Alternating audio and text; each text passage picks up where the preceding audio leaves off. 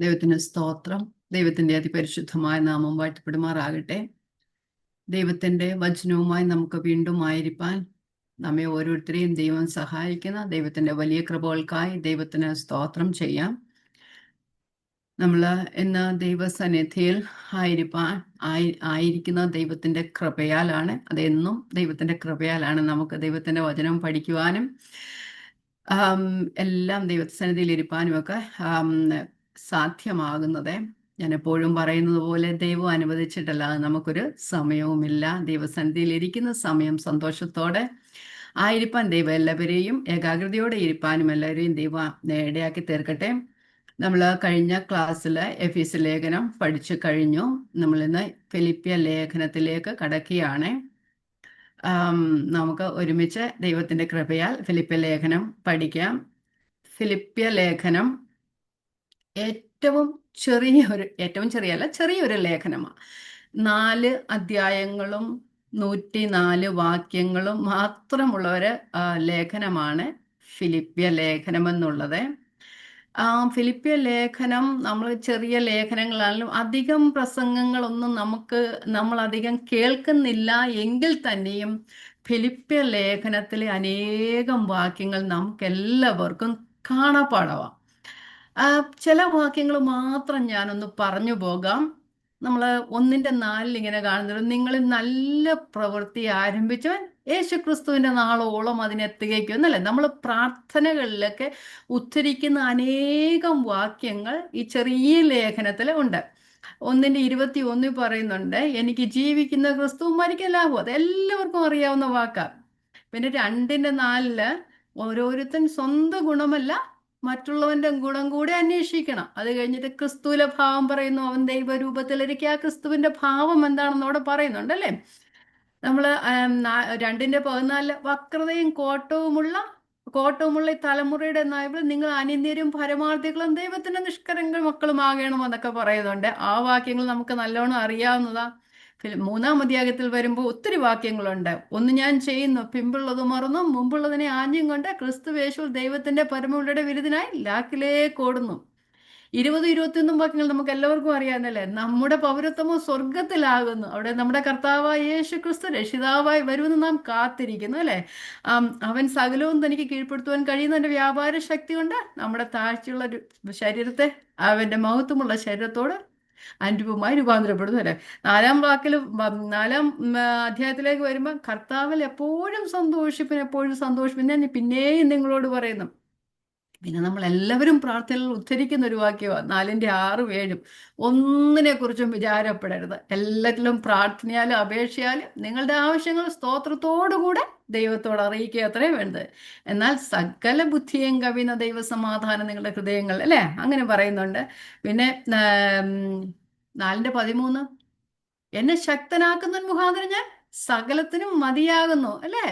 അതെല്ലാവരും പറയുന്നൊരു വാക്യ. 4:19 വരുമ്പോൾ എൻ്റെ ദൈവമോ നിങ്ങളുടെ ബുദ്ധിമുട്ടൊക്കെയും മഹത്വത്തോടെ തന്റെ ധനത്തിനൊത്തവണ്ണം ക്രിസ്തുവേശുവിൽ പൂർണ്ണമായും തീർത്തരും. ഒരു ചെറിയ അധ്യായമാണെങ്കിലും നമുക്ക് എല്ലാവർക്കും കാണാപ്പാടം അറിയാവുന്ന അനേകം വാക്യങ്ങൾ ഇതിനകത്തുണ്ട്. അപ്പം നല്ല ആശയസമ്പുഷ്ടമായ ഒരു ലേഖനമാണ് ഇതാണെന്ന് ഞാൻ പറഞ്ഞു വരുന്നതിൻ്റെ അർത്ഥം. എഫെസി ലേഖനം പഠിച്ചപ്പോൾ എത്ര പേര് കാണാതെ പഠിച്ചു എന്ന് എനിക്ക് അറിയത്തില്ല. ഫിലിപ്പി ലേഖനം ഒരു 104 വാക്യമേ ഉള്ളൂ. നമുക്ക് എല്ലാവർക്കും ആ ലേഖനം മുഴുവനായി കാണാതെ പഠിപ്പാൻ, നമ്മളിത് പഠിച്ച് തീരുന്നതിന് മുമ്പേ കാണാതെ പഠിക്കാൻ ദൈവം കൃപ തരട്ടെ എന്ന് ഞാൻ പ്രാർത്ഥിക്കുകയാണ്. കാരണം ദൈവവചനം എപ്പോഴും കാണാതെ പഠിക്കുന്ന എപ്പോഴും ഒരു ആനന്ദമാണ്. അതുകൊണ്ട് കാരണം ഒരു 2 മാസം മതി. അത് ഓരോ ദിവസം ഒരു വാക്യം പഠിച്ചാൽ തന്നെയും പെട്ടെന്ന് തീരുക അല്ലേ. 3 മാസം എടുത്താൽ മതി. 2 വാക്യമാണ് ഒരു ദിവസം പഠിക്കുന്നതെങ്കിൽ 2 മാസം കൊണ്ട് തീരുന്നതാണ്. അതുകൊണ്ട് പല വാക്യങ്ങളും നമുക്ക് അറിയാവുന്നതാണ്. അതുകൊണ്ട് എല്ലാവരും പഠിക്കാൻ ശ്രമിക്കുക. ഓക്കെ, നമുക്കിനി ലേഖനത്തിലേക്ക് വരാം. ഇതിന്റെ കീവേഡ്സ്, താക്കോൽ വാക്യം 4:4 ഞാൻ പറഞ്ഞതാണ്. ഇപ്പം കർത്താവിൽ എപ്പോഴും സന്തോഷിപ്പിൻ എന്ന് ഞാൻ പിന്നെയും പറയുന്നു. എവിടെ കിടന്നാ പറയുന്നേ? കാരാഗ്രഹത്തിൽ കിടന്നാ പറയുന്നേ അല്ലേ. കർത്താവിൽ എപ്പോഴും സന്തോഷിപ്പിൻ എന്ന് ഞാൻ പിന്നെയും പറയുന്നു. ഇതിന്റെ ഓദർ ആരാണെന്ന് നമുക്കറിയാം. ആം, പൗലോസ് അപ്പോസ്തലനാണ്. അത് ആദ്യത്തെ ഒന്നിൽ തന്നെ അത് പറയുന്നുണ്ട്. ക്രിസ്തുവേശുവിന്റെ ദാസന്മാരായ പൗലോസും തീമത്യോസും എന്ന് പറയുന്നുണ്ട്. അപ്പം കർത്താവായ യേശു ക്രിസ്തുവിന്റെ ദാസന്മാരായ പൗലോസും തീമത്യോസും. പൗലോസ് എഴുതുന്നു, തീമത്യോസ് അപ്പോൾ കൂടെ ഉണ്ടായിരുന്നു. ഇത് എഴുതിയ കാലഘട്ടം എന്ന് പറയുന്നത് AD 61 ആണെന്ന് പറയപ്പെടുന്നു. അന്നത്തെ കാലമാണ്. അതുകൊണ്ട് എല്ലാവരും ഇങ്ങനെ 63 ഇപ്പോഴാണെങ്കിൽ നമുക്ക് പറയാം ഇന്ന ഡേറ്റിൽ ഈ സമയത്ത് എഴുതിയെന്ന് പറയാം. അന്നത്തെ കാലത്ത് ഇങ്ങനെ 61 എഴുതി എന്ന് പറയപ്പെടുന്നത്. ഇത് എഴുതുന്നത് റോമിലെ കാരാഗൃഹത്തില് തടവറയിൽ റോമാ ഗവൺമെന്റ് തടവിൽ ആയിരിക്കുന്ന ഒരു സമയത്താണ് എഴുതുന്നത്. AD 61 മുതൽ 63 വരെയുള്ള 2 വർഷമായിരുന്നു താൻ റോമ ഗവൺമെന്റിന്റെ തടവറയിൽ ആയിരുന്നത്. അതുകൊണ്ട് ഇതിനെ തടവറയിൽ വെച്ച് എഴുതിയ ലേഖനമായതുകൊണ്ട് ഇതിനെ കാരാഗ്രഹ ലേഖനം എന്നാണ് വിളിക്കപ്പെടുന്നത്. നമുക്കറിയാം FAC ലേഖനം നമ്മൾ പഠിച്ച മറ്റ് കാരാഗ്രഹ ലേഖനങ്ങൾ ഏതൊക്കെയാ? എഫേസ്യർ, ഫിലിപ്പിയർ, കൊലോസിയർ ആൻഡ് ഫിലമോൻ. 4 കാരാഗ്രഹ ലേഖനങ്ങളിൽ ഒരെണ്ണം നമ്മൾ പഠിച്ചു. ഇത് രണ്ടാമത്തെ. അടുത്തത് ഇനി പഠിക്കാൻ പോകുന്ന കൊലോസിയർ, ദൈവം അനുവദിച്ചാൽ. ഫിലമോൻ അടുത്ത 1-2 ലേഖനങ്ങൾ കഴിഞ്ഞ് വരുമ്പോൾ നമുക്ക് ഫിലമോൻ പഠിക്കാം. അപ്പം അവിടെ ഇതിന്റെ ആ പശ്ചാത്തലം കാണുന്നത് അപ്പോസ്തല പ്രവൃത്തി 28-ാം അധ്യായത്തിലാണ്. താൻ 2 വർഷം ഗവൺമെന്റിന്റെ പ്രിസണറായിട്ട് ഇരിക്കുന്ന സമയത്ത് പൗലോസ് റോമ പൗരൻ ആയതുകൊണ്ട് സാധാരണ തടവറ അല്ലെ പ്രിസണിലായിരിക്കേണ്ടതിന് പകരമായിട്ട് തനിക്ക് വെളിയിൽ താമസിക്കാനും സഹോദരങ്ങൾ അല്ലെങ്കിൽ തന്നെ ശുശ്രൂഷിക്കാൻ ആൾക്കാർ കടന്നു വരികയും ചെയ്യുന്നത് അതിനുള്ള അനുവാദം ഉണ്ടായിരുന്നു. റോമാ പൗരന് അങ്ങനെയുള്ള അനുവാദമുണ്ട്. അങ്ങനെ 2 വർഷക്കാലം അവിടെ പറയുന്നുണ്ട് കൂലിക്ക് വാങ്ങിയ വീട്ടിൽ 2 വർഷക്കാലം പാർത്തു. അവിടെ വന്നവരോട് സുവിശേഷം പറഞ്ഞു. കൂലിക്ക് വാങ്ങിയ വീട്ടിൽ എന്ന് പറഞ്ഞാൽ റെന്റഡ് ഹൗസിൽ അവിടെ താമസിച്ചിരുന്നത് എന്ന് നമുക്ക് കാണുവാനായിട്ട് കഴിയും. അങ്ങനെയുള്ള സാഹചര്യത്തിലാണ് ഈ ലേഖനം എഴുതുന്നത്. ഇതിനോടുകൂടെ 3 ലേഖനങ്ങളും എഴുതിയതായി പറയുന്നു. 4 കാരാഗ്രഹ ലേഖനങ്ങളായിട്ടുണ്ട്. ഈ പോൾ ഫിലിപ്പിയ സഭയ്ക്ക് എഴുതുന്ന ലേഖനം താനാണ് സഭ സ്ഥാപിക്കുന്നത്. താൻ സഭ സ്ഥാപിച്ചതിന് ശേഷം നമുക്ക് പിന്നെ പറയാം. സ്ഥാപിച്ചതിന് ശേഷം 10 വർഷങ്ങൾക്ക് ശേഷമാണ് ഈ ലേഖനം അവർക്ക് എഴുതുന്നത്. 10 വർഷങ്ങൾക്ക് ശേഷം അവർക്ക് ഒരു കത്ത് എഴുതുക. ലേഖനം എന്ന് പറഞ്ഞാലും കത്ത് എഴുതുക 10 വർഷങ്ങൾക്ക് ശേഷമാണ് എഴുതുന്നത്. നമുക്ക് ഫിലിപ്പിയ പട്ടണത്തെ കുറിച്ച് നോക്കിയാൽ മക്കതോനിയയിലെ ഒരു പ്രധാന പട്ടണമായിരുന്നു ഫിലിപ്പിയ എന്നുള്ളത്. ഗ്രീസിന്റെ നോർത്തേൺ പാർട്ടായിരുന്നു ഫിലിപ്പിയ എന്നുള്ളത്. ഈ പട്ടണത്തിന് ഈ പേര് കിട്ടാൻ കാരണം മഹാനായ അലക്സാണ്ടർ ചക്രവർത്തിയുടെ പിതാവായ ഫിലിപ്പ് സെക്കൻഡിന്റെ പേരിൽ നിന്നാണ്. അദ്ദേഹം ഈ പട്ടണം പിടിച്ചടക്കിയത് കൊണ്ടാണ്. BC 42 അദ്ദേഹം ഈ പട്ടണം പിടിച്ചടക്കി. അതുകൊണ്ടാണ് ആ പേരിൽ നിന്നാണ് അങ്ങനെ ഉണ്ടായത്. പിൽക്കാലത്ത് റോമ ഭരണകൂടം ഈ പട്ടണം പിടിച്ചടക്കുകയും പിന്നെ റോമ ഗവൺമെന്റിന്റെ റോമ ചക്രവർത്തിയുടെ ഒരു കോളനിയായി അത് മാറുകയും ചെയ്തു. അങ്ങനെയാകൊണ്ട് ആ പട്ടണത്തിൽ താമസിക്കുന്നവരൊക്കെയും റോമ പൗരത്വം ഉള്ളവരായിരുന്നു. നമ്മൾ 3:20-21 നമുക്കറിയാവുന്ന വാക്യം. അപ്പൊ ഇവർ ഈ ഫിലിപ്പിയ പട്ടണക്കാര് തങ്ങളുടെ പൗരത്വത്തെക്കുറിച്ച് ഫിലിപ്പിയിലാണ് താമസിക്കുന്നെങ്കിൽ അവർ റോമ ഗവൺമെന്റിന്റെ പൗരത്വമുള്ളവരായിരുന്നു. അതുകൊണ്ട് അവർ ഭയങ്കര പ്രശംസ. അതുകൊണ്ടാണ് പൗലോസ് പറയുന്നുണ്ട് നമ്മുടെ പൗരത്വമോ സ്വർഗത്തിലാകുന്നു എന്ന് പറയുന്നുണ്ട്. അവർ ആ പൗരത്വത്തെക്കുറിച്ച് പ്രശംസിച്ചിരുന്നത് കൊണ്ടാണ്. അപ്പൊ ഫിലിപ്പിയ പട്ടണം മക്കതോനിലെ ഒരു പട്ടണമായിരുന്നു. അവിടെ താമസിച്ചിരുന്ന റോമ ഗവൺമെന്റിന്റെ ഒരു കോളനി ആയിരുന്നു. അവിടെയുള്ളവരെല്ലാവരും റോമ പൗരന്മാർ ആയിരുന്നു. അത് നമ്മൾ പഠിച്ചു വരുമ്പോൾ നമുക്ക് ഇതൊക്കെ മനസ്സിൽ വെച്ചിരിക്കുന്നത് നല്ലതാണ്. ഇനി ഫിലിപ്പിയ സഭ ഉണ്ടാകുന്നതിന്റെ ബാക്ക്ഗ്രൗണ്ട് അപ്പോസ്തല പ്രവൃത്തി 16-ാം അധ്യായമാണ്. അപ്പോസ്തല പ്രവൃത്തി 16-ാം അധ്യായം എടുത്തോ ഒന്ന് നമുക്ക് വായിക്കാം.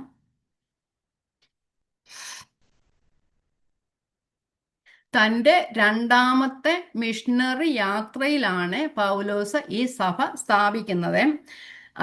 അപ്പോസ്തലപ്രവൃത്തി 16-12 മുതൽ 40 വരെയുള്ള വാക്യങ്ങളിലാണ് നമുക്കത് കാണുവാനായിട്ട് കഴിയുന്നത്.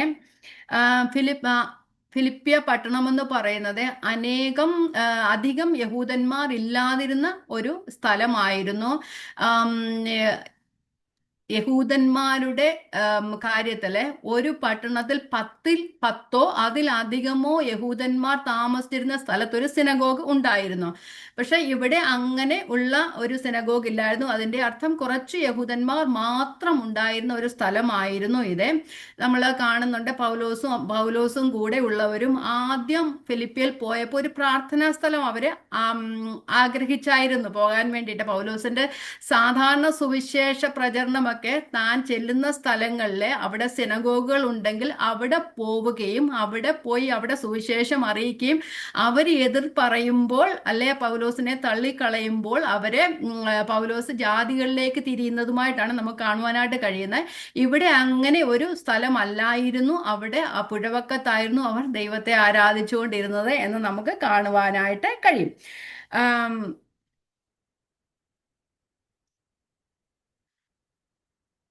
പൗലോസ് അവിടേക്ക് മക്കതോനിയയിൽ അല്ലെങ്കിൽ ഫിലിപ്പിയയിലേക്ക് പോകുവാനുള്ള ഒരു കാരണമെന്ന് പറഞ്ഞ് ദൈവത്തിന്റെ ഒരു ദർശനം കിട്ടിയത് മൂലമാണ് പൗലോസ് അവിടേക്ക് പോകുവാനായിട്ട് ഇടയായി തീർന്നത്. അപ്പോസ്തലപ്രവൃത്തി 16-6-10 വരെയുള്ള വാക്യങ്ങളിൽ നമുക്കത് കാണുവാനായിട്ട് കഴിയും. ഞാൻ വായിക്കാം. നമ്മൾ മാസിഡോണിയൻ കോൾ എന്നൊക്കെ പറഞ്ഞു കേട്ടിട്ടുണ്ടല്ലോ, മക്കതോന്യ ദർശനം എന്നൊക്കെ നമ്മൾ കേട്ടിട്ടുണ്ട്. അതാണ് ഈ വാക്യങ്ങൾ വായിക്കുന്നത്. അപ്പോസ്തല പ്രവൃത്തി 16-6-10 വരെയുള്ള വാക്യം. അവർ ആസിയയിൽ വചനം പ്രസംഗിക്കരുതെന്ന് പരിശുദ്ധാത്മാവ് വിലക്കിയാൽ ഫ്രൂഗ്യയിലും ഗലാത്യ ദേശത്തിലും കൂടെ സഞ്ചരിച്ചു. പൗലോസും കൂട്ടരും മൂസിയയിലെത്തി ബിഥുന്യയ്ക്ക് പോകുവാൻ ശ്രമിച്ചു. യേശുവിന്റെ ആത്മാവോ അവരെ സമ്മതിച്ചില്ല. ആസിയയിൽ വചനം പ്രസംഗിക്കുകയായിരുന്നു, പക്ഷെ ഇനി അവിടെ തുടരുതെന്ന് ദൈവത്തിന്റെ ആത്മാവ് പറഞ്ഞു. 8 അവർ മൂസിയ കടന്ന് ത്രോവാസിലെത്തി അവിടെ വെച്ച് പൗലോസ് രാത്രിയിൽ മക്കതോന്യക്കാരനായ ഒരു പുരുഷൻ അരികെ നിന്ന് നീ മക്കതോന്യയിലേക്ക് കടന്നു വന്ന് ഞങ്ങളെ സഹായിക്കുക എന്ന് തന്നോട് അപേക്ഷിക്കുന്നതായി ഒരു ദർശനം കണ്ടു. മാസിഡോണിയൻ കോൾ എന്നാണ് നമ്മളിതിനെ പറയുന്നത്. ഈ ദർശനം കണ്ടിട്ട് അവരോട് സുവിശേഷം അറിയിപ്പാൻ ദൈവം ഞങ്ങളെ വിളിച്ചിരിക്കുന്നു എന്ന് നിശ്ചയിച്ചു. ഞങ്ങൾ ഉടനെ മക്കതോന്യയ്ക്ക് പുറപ്പെടുവാൻ ശ്രമിച്ചു. ഇതാണ് അതിന്റെ ബാക്ക്ഗ്രൗണ്ട്. മക്കതോന്യയിലേക്ക് പോകുവാനായിട്ട് ആദ്യം ദൈവത്തിന്റെ വചനവുമായി മക്കതോന്യയിലേക്ക് ചെല്ലുന്ന പൗലോസ് ആണ് പോകുവാനായിട്ടുള്ള കാരണം. ഇതാണ് ഞങ്ങളെന്ന് പറയുന്നത് പൗലോസും ശീലാസും തീമത്യോസും ലൂക്കോസും, 4 പേര്.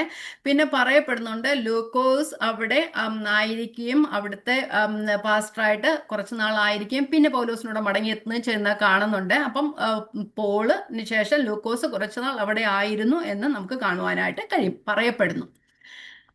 ഓക്കെ, ഇനി ഇവിടുത്തെ ആദ്യത്തെ മെമ്പർ ആരാണെന്ന് നമുക്കൊന്ന് നോക്കാം. ഇവിടുത്തെ ആദ്യത്തെ മെമ്പർ നമുക്ക് എല്ലാവർക്കും അറിയാവുന്ന പോലെ ലുദിയ, യൂറോപ്പിലെ ആദ്യത്തെ ക്രിസ്ത്യാനി, അല്ലെങ്കിൽ ലുദിയയെ കുറിച്ച് പറയുന്നുണ്ട്. യൂറോപ്പിലെ ആദ്യത്തെ മിഷണറി വനിതയെന്ന് പോലും ലുദിയയെ കുറിച്ച് പറയുന്നുണ്ട്. നമുക്കൊന്ന് വായിച്ചു പോകാം. എങ്ങനെയാണ് ലുദിയ കർത്താവിനെ അറിയുവാനായിട്ട് കാരണമായി തീർന്നത്? 16 അപ്പോസ്തലപ്രവൃത്തി 16-11.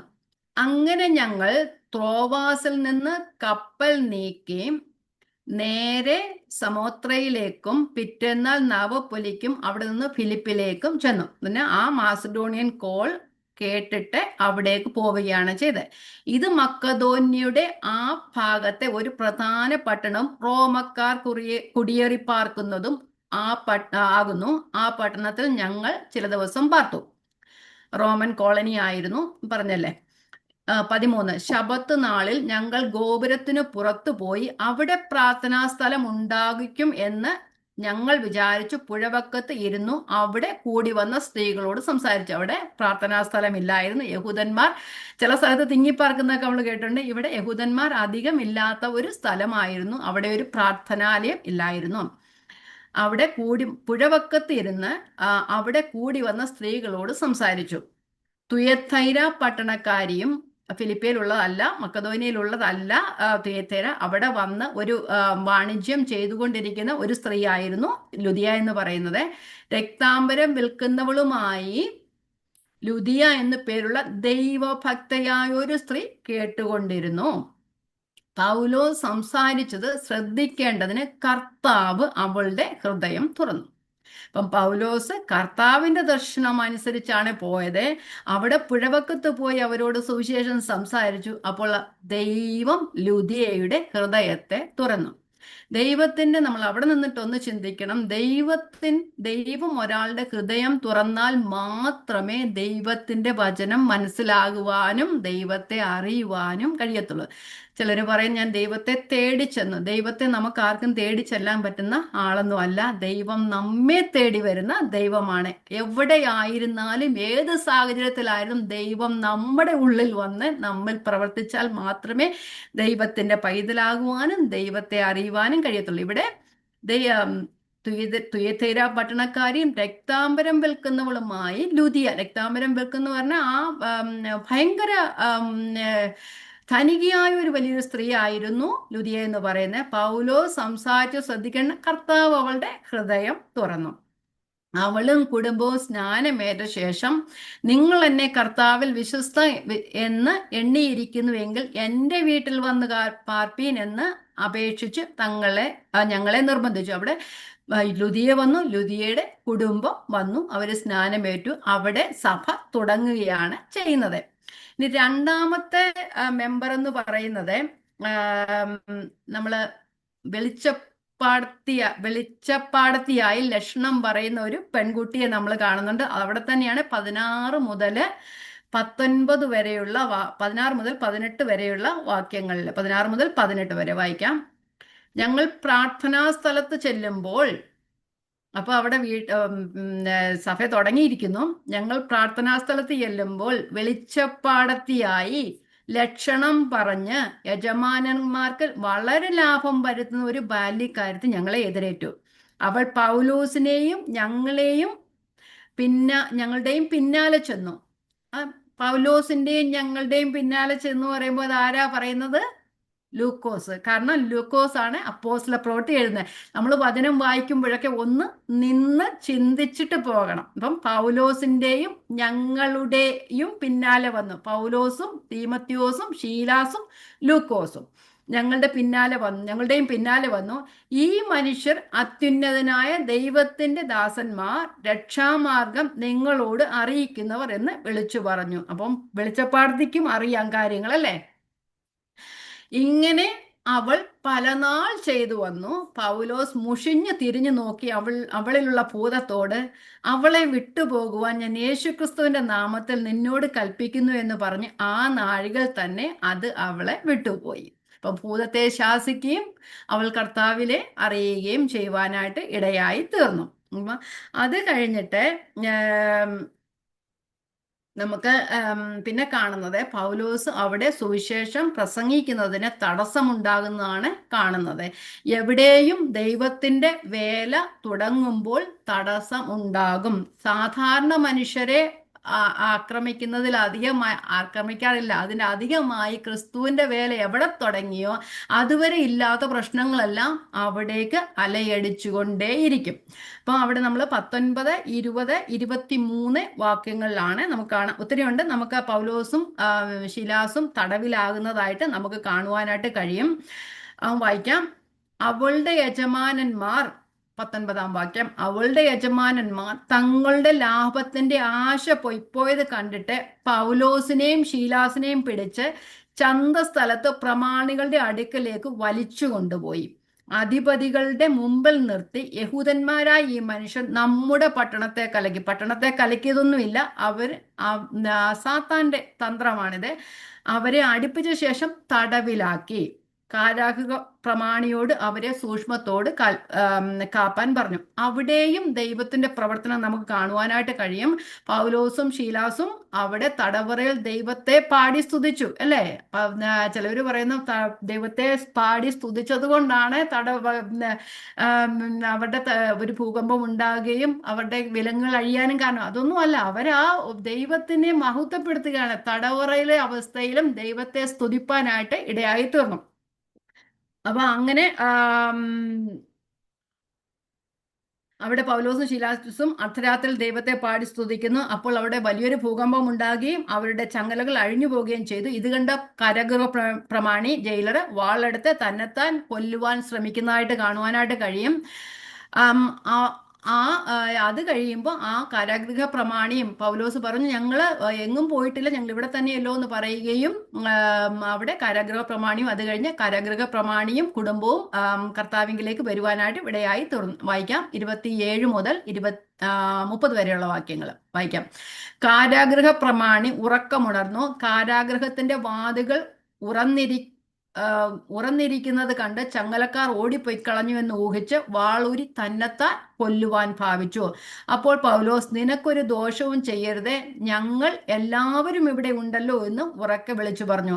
അവൻ വെളിച്ചം ചോദിച്ച് അകത്തേക്ക് ചാടി വിറച്ചും കൊണ്ട് പൗലോസിന്റെയും ശീലാസിന്റെയും മുമ്പിൽ വീണു.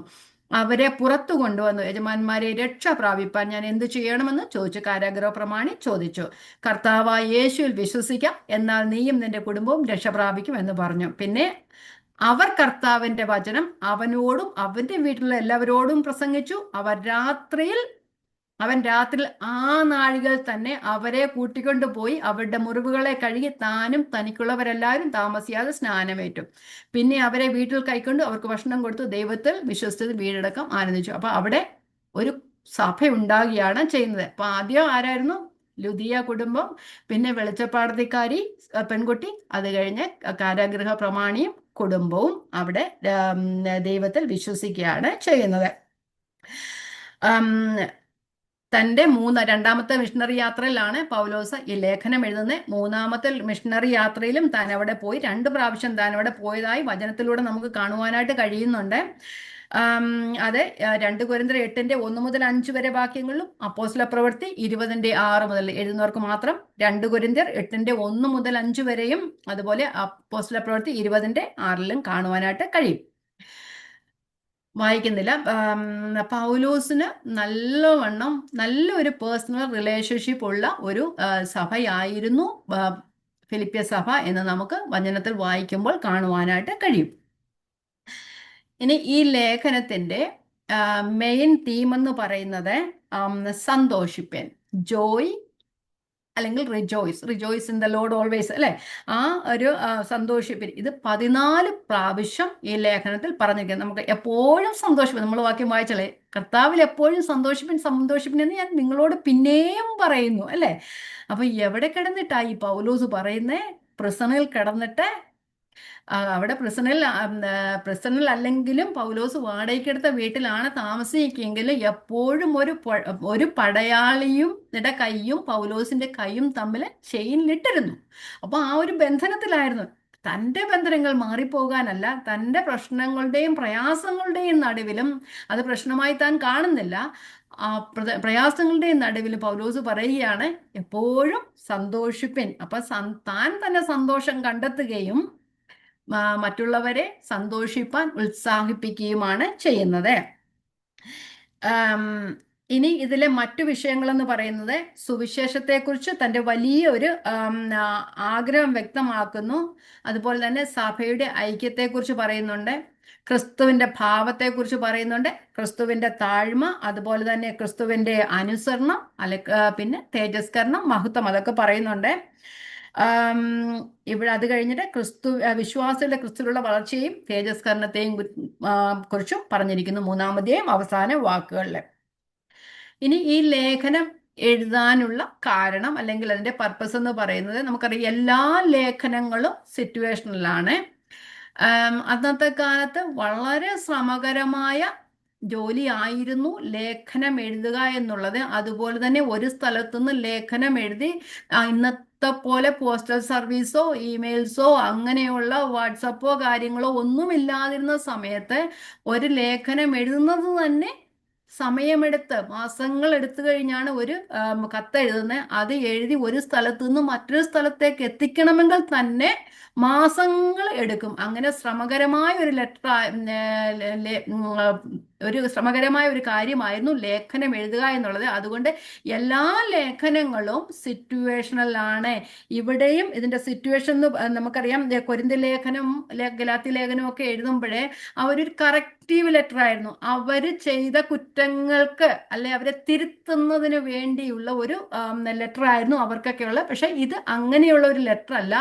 ഇവിടെ ഒരു ഇതൊരു താങ്ക്സ് ഗിവിംഗ് ലെറ്റർ ആയിട്ട് നമുക്ക് കാണുവാനായിട്ട്, നന്ദി സൂചകമായിട്ട് അവർക്ക് എഴുതുന്ന ഒരു ലെറ്റർ ആയിട്ടാണ് നമുക്കിതിനെ കാണുവാൻ കഴിയുന്നത്. നമ്മൾ ലേഖനത്തിന്റെ പല ഭാഗങ്ങളിലും വായിച്ചു പോകുമ്പോൾ മറ്റു ലേഖനങ്ങളിലും കൂടെ കടന്നു പോവുകയാണെങ്കിൽ നമുക്ക് കാണുവാനായിട്ട് കഴിയും, പല സന്ദർഭത്തിലും ഫിലിപ്പിയ സഭ പൗലോസിനെ ധനസഹായം അല്ലെങ്കിൽ ധനസഹായത്തിൽ കൂട്ടായ്മ കാണിച്ചിരുന്നു എന്ന് നമുക്ക് കാണുവാനായിട്ട് കഴിയും. ഫിലിപ്പിയ സഭ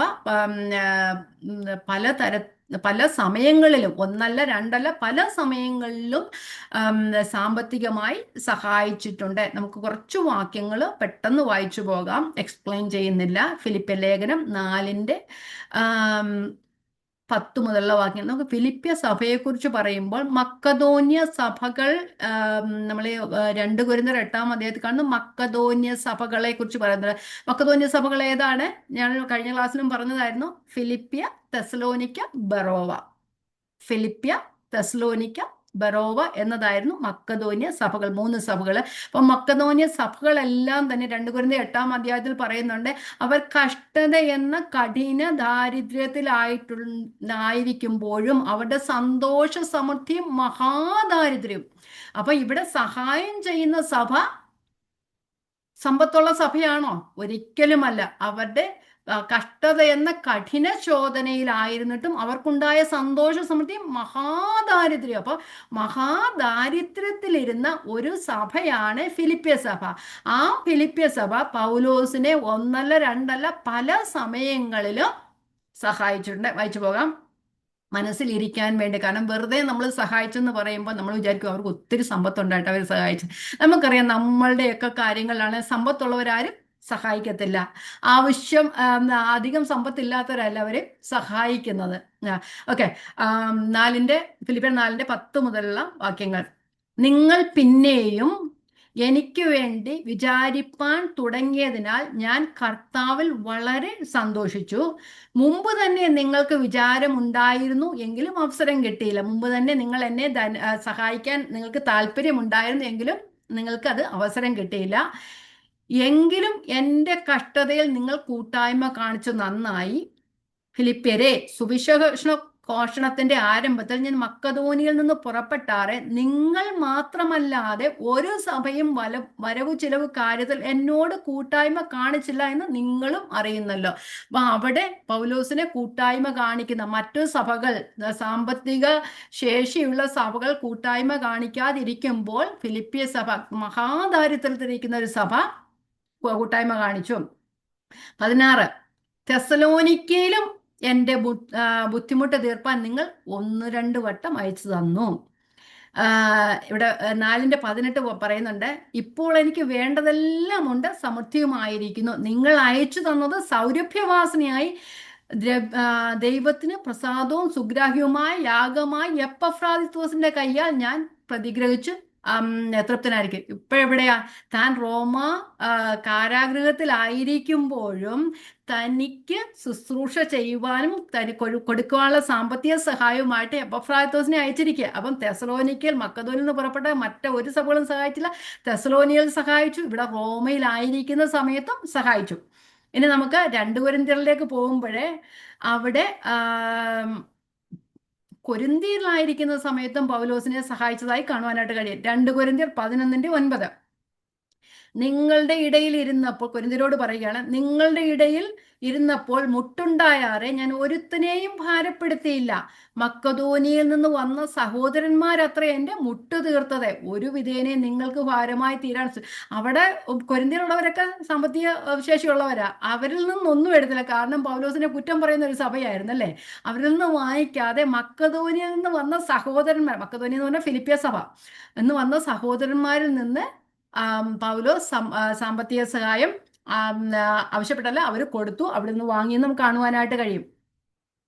പിന്നെ റോമയിലല്ല, സോറി, യെരുശലേമിലെ വിശുദ്ധന്മാർക്ക് ബുദ്ധിമുട്ടുണ്ടായ സമയത്ത് അവരെയും സഹായിച്ചതായി കാണാം. അപ്പം പല തരത്തിൽ ഇത് പൗലോസ് പറഞ്ഞതാണ്, അല്ലാതെ അവർ എഴുതപ്പെടാത്ത എത്രയോ കാര്യങ്ങൾ സഹായിച്ചതായി നമുക്ക് കാണുവാനായിട്ട്. അതുകൂടെ ഒന്ന് വായിച്ചിട്ട് നമുക്ക് മുമ്പോട്ട് പോകാം. 2 കൊരിന്ത്യർ 8:1 മുതൽ 4 വരെയുള്ള വാക്യങ്ങൾ. അവരുടെ ആ ഒരു സഹായം ചെയ്യുവാനുള്ള ആ വലിയൊരു കൃപയെക്കുറിച്ച് അവിടെ പറഞ്ഞിരിക്കുന്നത്. സഹോദരന്മാരെ, മക്കതോന്യ സഭകൾക്ക് ലഭിച്ച ദൈവകൃപ ഞങ്ങൾ നിങ്ങളോട് അറിയിക്കുന്നു. കഷ്ടത എന്ന കഠിന ശോധനയിലായിരുന്നിട്ടും അവരുടെ സന്തോഷ സമൃദ്ധിയും മഹാദാരിദ്ര്യവും ധാരാളം ഔദാര്യം കാണിപ്പാൻ കാരണമായി തീർന്നു. വിശുദ്ധന്മാരുടെ സഹായത്തിനുള്ള ധർമ്മവും കൂട്ടായ്മയെ സംബന്ധിച്ച് അവർ വളരെ താല്പര്യത്തോടെ ഞങ്ങളോട് അപേക്ഷിച്ച് ചോദിച്ചിട്ടാണോ? ഞങ്ങളോട് ചോദിച്ചെന്ന്. അവരുടെ ആ മഹാദാരിദ്ര്യം കഷ്ടതയെ കണ്ടപ്പോൾ ആർക്കും അവരോട് ചോദിക്കാനായിട്ട് തോന്നുന്നില്ല. പക്ഷെ അവര് അങ്ങോട്ട് പൗലോസിനോട് ചോദിച്ചെന്നാണ് പറയുന്നത്. വളരെ താല്പര്യത്തോടെ ഞങ്ങളോട് അപേക്ഷിച്ചു. പ്രാപ്തി പോലെയും പ്രാപ്തിക്ക് മീതെയും സ്വമേധയായി കൊടുത്തു എന്നതിന് ഞാൻ സാക്ഷി. അപ്പൊ അവരുടെ ആ സ്വഭാവം കണ്ടോ? കഷ്ടത എന്ന കഠിന ശോധനയിലായിരുന്നിട്ടും അവർക്കുണ്ടായ സന്തോഷ സമൃദ്ധി, ദൈവത്തിൽ നിന്നുണ്ടായ സന്തോഷ സമൃദ്ധി നമ്മൾ താഴോട്ട് വായിച്ചു പോകുമ്പോൾ കൊരിന്ത്യർ ലേഖനം കാണുവാനായിട്ട് കഴിയും. അവർ എന്തുകൊണ്ടാണ് അവര് പൗലോസിനെ സഹായിച്ചത്, അല്ലെങ്കിൽ യെരുശലേമിലെ വിശുദ്ധന്മാരെ സഹായിക്കാനായിട്ട് അവർ ആദ്യം പറഞ്ഞു, അവർ തങ്ങളെ തന്നെ കർത്താവിനും പിന്നെ ഞങ്ങൾക്കും ഏൽപ്പിച്ചു തന്നു. അവർ തങ്ങളെ തന്നെ ദൈവത്തിന് ഏൽപ്പിച്ചത് കൊണ്ടാണ് അവർക്കും മറ്റുള്ളവരെയും സഹായിക്കാനായിട്ട് അവർക്ക് സന്തോഷം തോന്നിയത്. അവർക്ക് ആ സന്തോഷ സമൃദ്ധി, സഹായിക്കുന്നതിനുള്ള സന്തോഷ സമൃദ്ധി അവർക്കുണ്ടാകുവാനായിട്ട് കാരണമായി തീർന്നു. പൗലോസോടെ തുടങ്ങുന്നത് തന്നെ മക്കതോന്യ സഭയ്ക്ക് ലഭിച്ച ദൈവകൃപ നിങ്ങൾ അറിയുന്നുവല്ലോ എന്നാണ് പറയുന്നത്. അപ്പോൾ അനേക സമയങ്ങളിൽ പൗലോസിനെയും ആ കൂടെയുള്ളവരെ അതുപോലെ മറ്റു സഭകളെയും സഹായിച്ച ഒരു സഭയായിരുന്നു ഫിലിപ്പിയ സഭ. അതുകൊണ്ട് വേറെ ഏതൊരു സഭയും പൗലോസിന്റെ ഞെരുക്കങ്ങളിൽ പൗലോസിനെ സഹായിക്കാതിരുന്നപ്പോൾ ആ മഹാദാരിദ്ര്യത്തിലായിരുന്ന സഭ പൗലോസിനെ സഹായം ചെയ്തുകൊണ്ട് അവരെ ഹൃദയത്തിൽ വഹിച്ചിരിക്കുന്നത് നമുക്കവിടെ വായിക്കുവാനായിട്ട് കഴിയും. പൗലോസ് എപ്പോഴും അവരെക്കുറിച്ച് ഒരു സന്തോഷം കൈക്കൊള്ളുന്ന ഒരു അവസ്ഥയിലായിരുന്നു പൗലോസ്. അതുകൊണ്ട് അവരെക്കുറിച്ച് എപ്പോഴും പൗലോസിന് വലിയ സന്തോഷമുള്ള ഒരു സഭയായിരുന്നു ഫിലിപ്പിയ സഭ എന്ന് പറയുന്നത്. ഇനി മറ്റുള്ള വിഷയങ്ങൾ, ഇതൊരു താങ്ക്സ് ഗിവിംഗ് ലെറ്റർ ആയിരുന്നു. അവര് പൗലോസിനെ പല സമയങ്ങളിലും മറ്റ് ആൾക്കാരെയും സഹായിച്ചതിനാൽ ഒരു താങ്ക്സ് ഗിവിംഗ് ലെറ്റർ ആയിരുന്നു. ഇനി അവിടെ വേറെ ആ വിഷയം മാത്രമല്ല, ആ ലേഖനത്തിന്റെ പല ഭാഗങ്ങളിലൂടെ പോയി നമ്മൾ കടന്നു പോകുമ്പോൾ നമുക്ക് പല വിഷയങ്ങളും കാണുവാനായിട്ട് കഴിയും. രണ്ടാമത്തെ ഒരു വിഷയം എന്ന് പറഞ്ഞാൽ അവിടെ ചില സഹോദരിമാരുടെ ഇടയിൽ ചില ഐക്യത്തിന്റെ പ്രോബ്ലങ്ങൾ ഉണ്ടായിരുന്നു. എപ്പോഴും സഹോദരിമാരുടെ ഇടയിലാണല്ലോ ഐക്യത ഇല്ലാതിരിക്കുന്നത്. നമുക്കൊന്ന് വായിച്ചു പോകാം. ഫിലിപ്പിയ ലേഖനം 4:2-3. കർത്താവിൽ ഏക ചിന്തയോടിരിപ്പാൻ ഞാൻ ലബോദിയെയും സുന്ദകിയെയും പ്രബോധിപ്പിക്കുന്നു. അപ്പൊ ഇച്ചിരി ഐക്യത കുറഞ്ഞ സഹോദരിമാരായിരുന്നു. അതുകൊണ്ടായിരിക്കും അവരുടെ പേരൊന്നും വേറെ പിള്ളേർക്കാർക്കും ഇടാത്തത്. അവിടെ സഹോദരിമാരുടെ പല പേരുകളും, ഫേബ അങ്ങനെയുള്ള പേരുകളൊക്കെ എല്ലാം കുഞ്ഞുങ്ങൾക്ക് ഇടുമ്പോൾ ഈ യുവോദിയെയും സുന്ദകയെയും കുറിച്ച് ആരും പേരൊന്നും ഇടാറില്ല.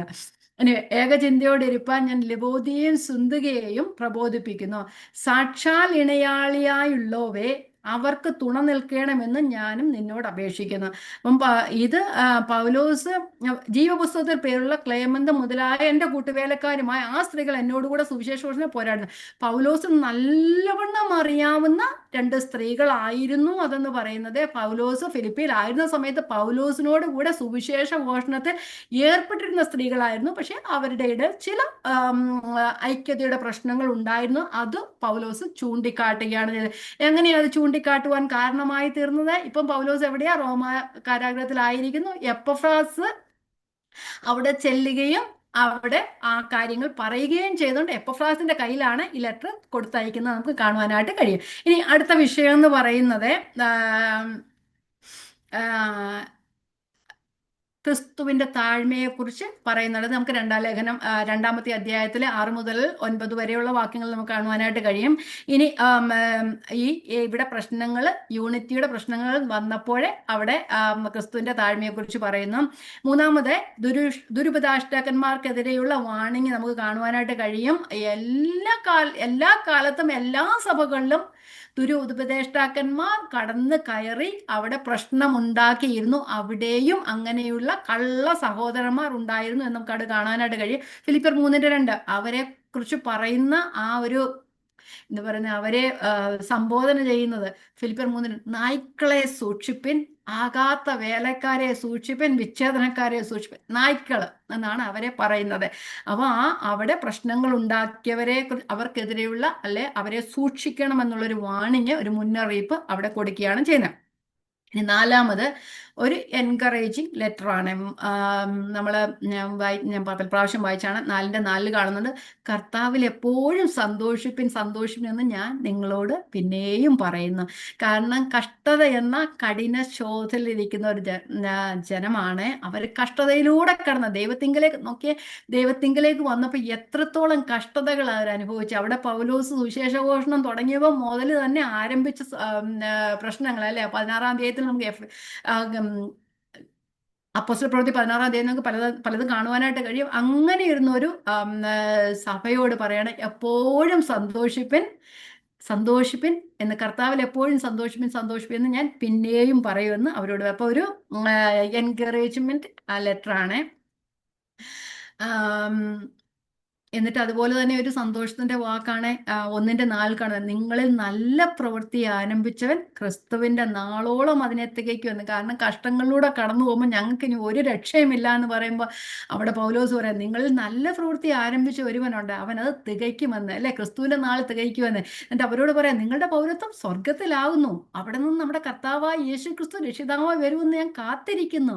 അവൻ തനിക്ക് സകലവും കീഴ്പ്പെടുത്തുവാൻ കഴിയുന്ന വ്യാപാര ശക്തിയുണ്ട്. നമ്മുടെ ഈ താഴ്ചയുള്ള കഷ്ടത അനുഭവിക്കുന്ന ശരീരമായത് അതിനെ തന്റെ മഹത്വമുള്ള ശരീരത്തോട് അനുരൂപമാക്കി രൂപാന്തരപ്പെടുത്തും. നമുക്കൊരു ഇവിടുത്തെ പൗലോസ് കൊരിന്ത്യർ പറഞ്ഞ നൊടി നേരത്തേക്കുള്ള ഞങ്ങളുടെ ലഘുവായ ദർശനം അല്ലെ, ഞങ്ങളുടെ പുറമെയുള്ള മനുഷ്യൻ ക്ഷയിച്ചു പോയെന്നാലും ഞങ്ങളുടെ അകമേയുള്ളവൻ ശക്തി പ്രാപിക്കുന്നു. ഈ പുറമെയുള്ളവൻ ക്ഷയിച്ചു പോവുക, എന്നാലും നമ്മുടെ ശരീരത്തിൽ ഒരു വീണ്ടെടുപ്പുണ്ടെന്ന് അവർക്ക് എൻകറേജ് ചെയ്യുകയാണ് ചെയ്യുന്നത്. ഇത് ഞാൻ പറഞ്ഞത്, ഇത് എപ്പഫ്രാദിത്തോസിന്റെ കയ്യിലാണ് ഇത് കൊടുത്തയക്കുന്നത്. പൗലോസ് തടവറയിലായിരുന്ന സമയത്ത് ഞാൻ പറഞ്ഞു, റോമാ പൗരനായതുകൊണ്ട് തനിക്ക് വേറിട്ട് താമസിപ്പാനും തനിക്ക് ഇഷ്ടമുള്ളവർക്ക് അല്ലെങ്കിൽ തൻ്റെ സ്നേഹിതന്മാർ അവിടെ വന്ന് തന്നെ ശുശ്രൂഷിക്കാനുമായിട്ടുള്ള ഒരു സ്വാതന്ത്ര്യം, അനുവാദം പൗലോസിനുണ്ടായിരുന്നു. അപ്പം പൗലോസ് ആണ് എന്ന് കേട്ടപ്പോൾ തന്നെ അധികം സ്നേഹിക്കുന്ന ഫിലിപ്പ്യ സഭ പൗലോസിനെ ശുശ്രൂഷിക്കാനായിട്ട് എപ്പഫ്രാദിത്തോസിനെ അവിടേക്ക് അയക്കുക. നമുക്ക് 2-ാം അധ്യായത്തിൽ കാണുവാൻ കഴിയും. അവിടേക്ക് അയക്കുകയും അതുപോലെ തന്നെ ധനസഹായം. പൗലോസ് ഇപ്പൊ എവിടെയാ ആയിരിക്കുന്നത്? വാടകയ്ക്കെടുത്ത വീട്ടിലാണ് താമസിക്കുന്നത്. നേരത്തെയൊക്കെ പൗലോസ് എങ്ങനെയാ ചെയ്തുകൊണ്ടിരുന്നത്? താൻ കൊരിന്ത്യയിലൊക്കെ ആയിരുന്നപ്പം തൻ്റെ ജീവന മാർഗങ്ങൾക്ക് വേണ്ടി എന്തോ ചെയ്ത് കൂടാരപ്പണി ചെയ്തുകൊണ്ടിരുന്ന് താൻ സുവിശേഷം അറിയിച്ചുകൊണ്ടിരുന്നു. കാരണം മറ്റുള്ളവരെല്ലാവരും പ്രസംഗിക്കുമ്പോൾ അവരിൽ നിന്ന് പൈസ വാങ്ങിയിട്ട് അല്ലെങ്കിൽ പണം വാങ്ങി ശുശ്രൂഷ ചെയ്യുമ്പോൾ പൗലോസ് അങ്ങനെയല്ലാതെ സൗജന്യമായിട്ട് ശുശ്രൂഷ ചെയ്തതായിട്ട് നമുക്ക് കാണുവാനായിട്ട് കഴിയും. താൻ പോകുന്ന എല്ലാ പട്ടണങ്ങളിലും അതുപോലെ തന്നെ തൻ്റെ വേലയായിരുന്ന കൂടാരപ്പണി ചെയ്ത് താൻ സുവിശേഷം അറിയിക്കുകയാണ് ചെയ്യുന്നത്. പക്ഷെ ഇവിടെ 2 വർഷം താൻ തടവിലായതുകൊണ്ട് തനിക്ക് പോകാൻ സ്വാതന്ത്ര്യമില്ല. അങ്ങനെയുള്ള സന്ദർഭത്തിൽ പൗലോസിന് ഈ ട്രെൻഡൊക്കെ കൊടുക്കണ്ടായ സഹായമായിട്ട് എപ്പഫ്രാദിത്തോസിനെ അവിടേക്ക് അയക്കുകയാണ് ചെയ്തത്. അവിടെ ചെന്ന് കഴിഞ്ഞപ്പോൾ എപ്പഫ്രാദിത്തോസ് രോഗിയായി തീരുകയും അവിടെ കാണാൻ അവൻ രോഗം പിടിച്ച് മരിക്കാറായിരുന്നു സത്യം എന്ന് പറയുന്നത്. അങ്ങ് ആ രോഗം പിടിച്ച് വല്ലാത്തൊരവസ്ഥയിലായ എപ്പഫ്രാദിത്തോസിന് സൗഖ്യമായി തീരുകയും സൗഖ്യമായി തീർന്ന ശേഷം എപ്പഫ്രാദിത്തോസിനെ ലെറ്ററുമായി തിരിച്ച് ഫിലിപ്പിയയിലേക്ക് അയക്കുകയാണ് ചെയ്തത്. അങ്ങനെയാണ് ഫിലിപ്പിയ ലേഖനം ഫിലിപ്പിയരുടെ കയ്യിൽ എത്തുവാനായിട്ട് കാരണമായി തീർന്നത്. ഇവിടെ നമ്മൾ ഫിലിപ്പി ലേഖനം 4:18 നമ്മൾ വായിച്ച വാക്യം ഒന്നുകൂടെ വായിക്കാം. ഇപ്പോൾ എനിക്ക് വേണ്ടതെല്ലാം ഉണ്ട്, അവരിപ്പോൾ കൊടുത്തയച്ചായിരുന്നു, സമൃദ്ധിയുമായിരിക്കുന്നു, നിങ്ങൾ അയച്ചു തന്നത് സൗരഭ്യവാസിനിയായി ദൈവത്തിന് പ്രസാദവും സുഗ്രാഹ്യവുമായ യാഗമായി എപ്പഫ്രാദിത്തോസിന്റെ കയ്യാൽ ഞാൻ പ്രതിഗ്രഹിച്ച് അനുഗ്രഹിച്ചിരിക്കുന്നു. അതുപോലെ തന്നെ എപ്പഫ്രാദിത്തോസിനെ കുറിച്ച് പറയുന്നത് 2:25 വായിച്ചു പോകാം. ഓക്കെ. എന്നാൽ എൻ്റെ സഹോദരനും കൂട്ടുവേലക്കാരനും സഹഭടനും നിങ്ങളുടെ ദൂതൻ എന്ന് പറഞ്ഞാൽ നിങ്ങളുടെ വസ്തുതയുമായി എൻ്റെ അടുക്കലേക്ക് വന്നവൻ. അങ്ങനെ നമ്മൾ വായിച്ചാൽ മാത്രമേ അർത്ഥം നമുക്ക് മനസ്സിലാകത്തുള്ളൂ. നിങ്ങളുടെ ദൂതനും എൻ്റെ ബുദ്ധിമുട്ടിന് ശുശ്രൂഷനും. ഇപ്പം പൗലോസിനെ റോമ കാരാഗ്രഹത്തിൽ അല്ലെങ്കിൽ ആ വാടകയ്ക്കെടുത്ത വീട്ടിൽ ശുശ്രൂഷിച്ചുകൊണ്ടിരിക്കുന്നു. എന്നെ ശുശ്രൂഷിച്ചവനുമായ എൻ്റെ ബുദ്ധിമുട്ടിന് എന്നെ ശുശ്രൂഷനുമായി എപ്പഫ്രാദിത്തോസിനെ നിങ്ങളുടെ അടുക്കൽ അയക്കുന്നത് ആവശ്യമെന്ന് തോന്നി. അവൻ നിങ്ങളെ എല്ലാവരെയും കാണുവാൻ വാഞ്ചിച്ചും താൻ ദീനമായി കിടന്നു എന്ന് നിങ്ങൾ കേട്ടതുകൊണ്ട് വ്യസനിച്ചുമിരിക്കുന്നു. അവൻ ദീനം പിടിച്ചു മരിക്കാറായിരുന്നു സത്യം, എങ്കിലും ദൈവം അവനോട് കരുണ ചെയ്തു. അവനോട് മാത്രമല്ല, എനിക്ക് ദുഃഖത്തിന്മേൽ ദുഃഖം വരാതിരിപ്പാൻ എന്നോടും കരുണ ചെയ്തു. ആകയാൽ നിങ്ങൾ അവനെ വീണ്ടും കണ്ട് വീണ്ടും കണ്ട്, അവരെ ഓൾറെഡി അവിടെയുള്ള എപ്പഫ്രാദിത്തോസ് ആണ്, വീണ്ടും കണ്ട് സന്തോഷിപ്പാനും എനിക്ക് ദുഃഖം കുറവാനുമായി ഞാൻ അവനെ അധികം ജാഗ്രതയോടെ അയച്ചിരിക്കുന്നു. അപ്പൊ അതിന്റെ ആരുടെ കയ്യിലാണ് കൊടുത്തു വിടുന്നത്? എപ്പഫ്രാദിത്തോസിന്റെ കയ്യില്. പൗലോസിന് സഹായവുമായി ഫിലിപ്പ്യ സഭ എപ്പഫ്രാദിത്തോസിനെ റോമയിലേക്ക് അയക്കുന്നു. അവിടെ നിന്ന് എപ്പഫ്രാദിത്തോസിന്റെ കയ്യിലെ ലേഖനവുമായി തിരിച്ച് ഫിലിപ്പിയയിലേക്ക് വരുന്നു. ഓക്കെ. ഇനി ഈ പുസ്തകത്തിന്റെ വിഭജനം എന്ന് പറയുന്നത് പെട്ടെന്ന് പറഞ്ഞു പോകാം. 1-ാം അധ്യായം 1 മുതൽ 11 വരെയുള്ള വാക്യങ്ങൾ അവരോട് വന്ദനം പറയുന്നു, അവർക്ക് നന്ദി പറയുന്നു, അവർക്ക് വേണ്ടി പ്രാർത്ഥിക്കുന്നു. നമ്മൾ ഞാൻ നിങ്ങൾക്ക് വേണ്ടി കഴിക്കുന്ന സകല പ്രാർത്ഥനയും സന്തോഷത്തോടെ പഠിച്ചു അല്ലേ, നമ്മളിന്ന് കാണാതെ പഠിക്കേണ്ട വാക്യം ഒക്കെ. നന്ദി പറയുന്നു, അവർക്ക് വേണ്ടി പ്രാർത്ഥിക്കുന്നു. ഇനി 1:12 മുതൽ 30 വരെയുള്ള വാക്യങ്ങൾ തൻ്റെ ബന്ധനങ്ങളെക്കുറിച്ചും 12 മുതൽ 30 തൻ്റെ ബന്ധനങ്ങളെക്കുറിച്ചും തൻ്റെ പ്രതീക്ഷയെക്കുറിച്ചും സുവിശേഷത്തിന്റെ വിശ്വാസത്തിനു വേണ്ടി പോരാട്ടം കഴിക്കേണ്ടതിന്റെ ആവശ്യകതയെക്കുറിച്ചും പറയുന്നു. ഒന്നുകൂടെ പറയണോ? തൻ്റെ ബന്ധനങ്ങളെക്കുറിച്ചും തൻ്റെ പ്രതീക്ഷയെക്കുറിച്ചും സുവിശേഷത്തിന്റെ വിശ്വാസത്തിനു വേണ്ടി പോരാട്ടം കഴിക്കേണ്ടതിന്റെ ആവശ്യകതയെക്കുറിച്ചും പറയുന്നു. അതിന് 2:1 മുതൽ 11 വരെയുള്ള വാക്യങ്ങൾ ത്യാഗത്തിന്റെ ഏറ്റവും വലിയ മാതൃകയായ ക്രിസ്തുവിനെ കുറിച്ച് പറയുന്നു. ക്രിസ്തുവിന്റെ ദൈവത്വം, അനുസരണം, ക്രിസ്തുവിന്റെ ഉയർച്ച എന്നിവയെക്കുറിച്ച് പറയുന്നു. ആ ക്രിസ്തുവിനെ കുറിച്ച് 2:1 മുതൽ 11 വരെയുള്ള വാക്യങ്ങളിൽ പറയുന്നു.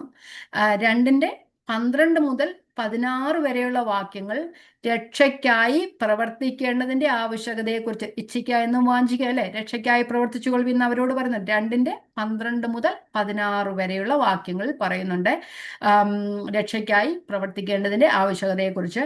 ഇനി 17 മുതൽ 30 വരെയുള്ള വാക്യങ്ങൾ ക്രിസ്തുവിന്റെ അതേ മാതൃകയിലുള്ള ഭാവമുള്ള 3 പേരുടെ മാതൃകകളാണ് പറയുന്നത്. ഒന്ന് പൗലോസ്, രണ്ടാമത് തീമോത്തിയോസ്, മൂന്നാമത് എപ്പഫ്രാദിത്തോസ്. 3 പേരെ കുറിച്ച് അവിടെ 12 മുതൽ 16 വരെയുള്ള 17 മുതൽ 30 വരെയുള്ള വാക്യങ്ങൾ 3 പേരെ കുറിച്ച് പറയുന്നു. ഇനി 3:1 മുതൽ 3 വരെയുള്ള വാക്യങ്ങളില് ദുരുപദേഷ്ടാക്കന്മാരെ കുറിച്ച് പറയുന്നു. നായ്ക്കളെ സൂക്ഷിപ്പിന് അല്ലെ, അവർക്ക് ദുരുപദേഷ്ടന്മാർക്കെതിരെയുള്ള ഒരു വാണിംഗ് ആണ്, ഒരു മുന്നറിയിപ്പ് ആണ്.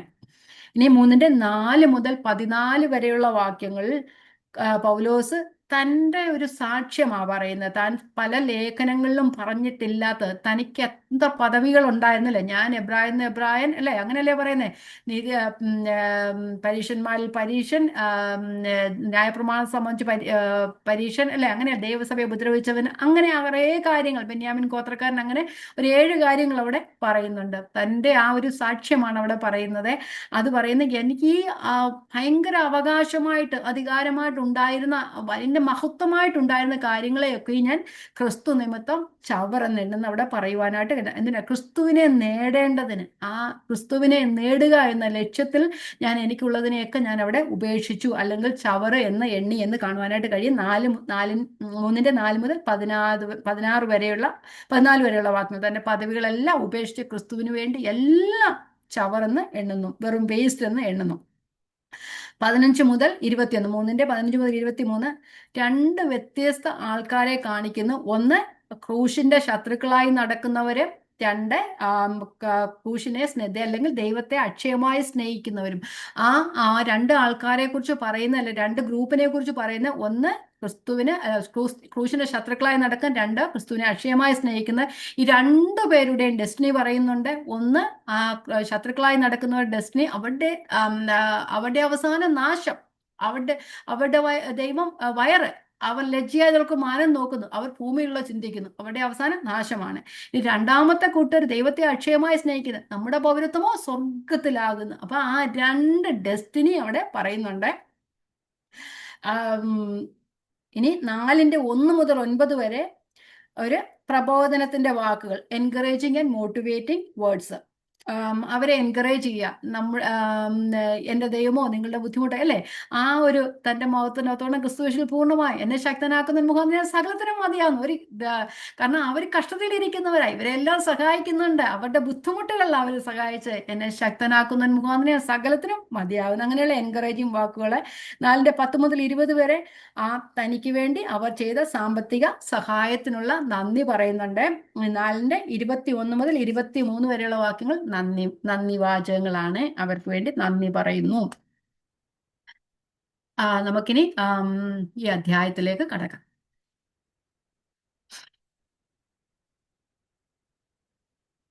1ഉം 2ഉം വാക്യങ്ങൾ ഞാൻ വായിക്കാം. ലേഖനത്തിലേക്ക് നമുക്ക് കടക്കാം. അധ്യായം ക്രിസ്തുവേശുവിന്റെ ദാസന്മാരായ പൗലോസും തീമത്യോസും ഫിലിപ്പിയിൽ ക്രിസ്തുവേശുവിലുള്ള സകല വിശുദ്ധന്മാർക്കും അധ്യക്ഷന്മാർക്കും ശുശ്രൂഷകന്മാർക്കും കൂടെ എഴുതുന്നത്, നമ്മുടെ പിതാവായ ദൈവത്തിങ്കിൽ നിന്നും കർത്താവായ യേശു ക്രിസ്തുവിങ്കിൽ നിന്നും കൃപയും സമാധാനവും ഉണ്ടാകട്ടെ. ക്രിസ്തുവേശുവിന്റെ ദാസന്മാരായ, മറ്റു ലേഖനങ്ങളിലൊക്കെ പൗലോസ് പറഞ്ഞ അപ്പോസ്തലനായ പൗലോസ്, ഇവിടെ ക്രിസ്തുവേശുവിന്റെ ദാസന്മാരായ പൗലോസും തീമത്യോസും. സാധാരണ അന്നത്തെ കാലത്ത് ലെറ്റർ എഴുതുമ്പോൾ ആ എഴുതുന്ന ആളിൻ്റെ പേരു വിവരവും താൻ ആരാണെന്നതും അതുപോലെ തന്നെ അവരോടുള്ള തങ്ങളുടെ റിലേഷൻഷിപ്പും പറയും. ക്രിസ്തുവേശുവിന്റെ ദാസന്മാരായ പൗലോസും, ക്രിസ്തുവിന്റെ ദാസന്മാരായ പൗലോസും തീമത്യോസും ആർക്കെഴുതുന്നു? ഫിലിപ്പിയൽ ക്രിസ്തുവേശുവിലുള്ളവർക്ക്. അപ്പൊ എഴുതുന്ന ആളും റിസീവ് ചെയ്യുന്ന ആളിനെയും കുറിച്ച്, അവരുടെ റിലേഷൻഷിപ്പിനെ കുറിച്ചും മുകളിൽ എഴുതും. ഇവിടെ ആ ലേഖനം എഴുതുന്നത് പൗലോസും തീമത്യോസും. പൗലോസ് എഴുതുന്നു, തീമത്യോസ് കൂടെ ഉണ്ടായിരുന്നു. ചിലർ പറയുന്നുണ്ട് പൗലോസും തീമത്യോസും കൂടെ എഴുതുന്നേ, എന്നാലും കുഴപ്പമൊന്നുമില്ല. പൗലോസും പൗലോസ് വയസ്സായ പ്രായം ചെന്ന ഒരാളാണ്. തീമത്യോസ് യൗവനക്കാരനായ ഒരു സഹോദരനാണ് തീമത്യോസ് എന്ന് പറയുന്നത്. നമുക്കറിയാം പൗലോസിന്റെ പല ലേഖനങ്ങളും, മിക്കവാറും എല്ലാ ലേഖനങ്ങളും തന്നെ പൗലോസിന് തന്നെ എഴുതിയതല്ല. നമ്മള് റോമാ ലേഖനം എഴുതുമ്പോൾ അവിടെ കാണുന്നത് ആരാ എഴുതിയത്? തെർത്തോസ് എഴുതുന്നു. അവിടെ തെർത്തോസ് തന്റെ പേര് പറയുന്നുണ്ട്. ഇവിടെ പറയുന്നുണ്ട് പൗലോസ് എഴുതാൻ ഇല്ലാത്ത ഒരു അവസ്ഥയായിരുന്നു, അതുകൊണ്ട് തീമത്യോസിനെ കൊണ്ട് എഴുതിപ്പിച്ചു എന്ന് പറയുന്നു. തീമത്യോസ് ഇവിടെ പേര് പറയുന്നില്ല. നമുക്കറിയാം, നമ്മൾ ഗലാത്യ ലേഖനം പറയുമ്പോൾ നോക്കുവിന് എത്ര വലിയ അക്ഷരമായി ഞാൻ എൻ്റെ സ്വന്തം കൈകൊണ്ട് തന്നെ എഴുതിയിരിക്കുന്നു. അവസാനം നന്ദി വാചകങ്ങളൊക്കെ ചിലപ്പം പൗലോസ് തന്നെത്താനെ കൈകൊണ്ട് എഴുതി കാണും. ഗലാത്യർക്ക് എഴുതിയപ്പോൾ അതുപോലെ അവിടെ എഴുതിയെന്ന് കാണുവാനായിട്ട് ഇവിടെ പൗലോസും തീമത്യോസും ഒരുമിച്ച് സുവിശേഷ ഘോഷണത്തിൽ ഏർപ്പെട്ട, നമ്മൾ പറഞ്ഞ രണ്ടാമത്തെ മിഷണറി യാത്രയിൽ പൗലോസും തീമത്യോസും രണ്ടാമത്തെ മിഷണറിയാൽ പൗലോസിനോട് സഞ്ചരിച്ചത് തീമത്യോസ് ആയിരുന്നു. രണ്ടാമത്തെ മിഷണറി യാത്രയിൽ സഭ സ്ഥാപിക്ക് ചെയ്തു. ഇവിടെ ഇപ്പൊ റോമയുടെ കാരാഗൃഹത്തിലായിരിക്കുന്നു. തീമത്യോസും എപ്പഫ്രായിത്തോസും ഒക്കെ പൗലോസിനോട് കൂടെയുണ്ട്. അപ്പൊ തീമത്യോസും പൗലോസും കൂടെ ലേഖനം എഴുതുന്നതായിട്ട് നമുക്ക് കാണുവാനായിട്ട് കഴിയും. ഓക്കെ, ഇവിടെ പറഞ്ഞ ക്രിസ്തുവേശുവിന്റെ ദാസന്മാർ, ബോൺ സർവൻസ്, ക്രിസ്തുവിന്റെ ബന്ധിതന്മാർ എന്നാണ് പറയുന്നത്. തന്റെ യജമാനു വേണ്ടി തങ്ങളെ തന്നെ സകലവും സമർപ്പിക്കുന്നവർ. ആ ബോണ്ട് സർവന്റിനെ നമുക്ക് കുറിച്ച് അറിയാമല്ലോ. ആ ബോണ്ട് സർവന്റ് എന്ന് പറയുന്ന അവരുടേതായ ഒരു കാര്യങ്ങളും നോക്കാറില്ല. യജമാനന്റെ ഇഷ്ടം അനുസരിച്ചിട്ടാണ് ചെയ്യുന്നത്. രാവിലെ മുതൽ വൈകിട്ട് വരെ പറമ്പിലെ ജോലി ചെയ്തു വന്നു കഴിഞ്ഞ് വൈകിട്ട് യജമാനെ ശുശ്രൂഷിക്കുന്നത്. അപ്പം നമ്മളൊക്കെ ആണെങ്കിൽ ഇപ്പോഴത്തെ കാലത്ത് ജോലിക്കാരെന്ന് പറയുന്നത് രാവിലെ വന്ന് വൈകിട്ട് പോകും അല്ലേ, രാവിലെ ഉച്ചയ്ക്കും വൈകിട്ടും അവർക്ക് ആഹാരം കൊടുക്കണം. ഇവിടെ ആ ബോണ്ട് സർവന്റ് യജമാനോട് കൂടെ താമസിക്കുകയും അത് കഴിഞ്ഞ് വൈകിട്ട് യജമാനെ അവർക്ക് അവരുടെ കാര്യം പോലും നോക്കാൻ അവർക്ക് അവകാശമില്ലാത്തവരായിരുന്നു ബോണ്ട് സർവന്റ് എന്ന്. എല്ലാത്തിനും തങ്ങൾക്ക് വേണ്ടി തൻ്റെ യജമാനു വേണ്ടി തങ്ങളെ തന്നെ സമർപ്പിക്കുന്നത്. യജമാന്റെ ഇഷ്ടം മാത്രം, അവർക്കൊരിഷ്ടമേ ഇല്ല, അവരുടേതായ ഒരു സ്വന്തവും ഇഷ്ടമില്ല, അവരുടെ ഇഷ്ടം യജമാന്റെ ഇഷ്ടം. അതുകൊണ്ടാണ് അവിടെ ബോണ്ട് സർവന്റ് എന്ന് പറയുന്നത്. ക്രിസ്തുവേശുവിന്റെ ദാസന്മാരായ ബോണ്ട് സർവന്റ് ആണ് അതിന്റെ അർത്ഥം. ക്രിസ്തുദാസന്മാരായ പൗലോസും തിമത്യോസും ക്രിസ്തുവിന് വേണ്ടി മരിക്കാൻ പോലും തയ്യാറായവർ, അല്ലെങ്കിൽ യജമാനു വേണ്ടി മരിക്കാൻ പോലും തയ്യാറായവരാണ് ഈ ബോണ്ട് സർവന്റ് എന്ന് പറയുന്നത്. ആർക്കെഴുതുന്നു?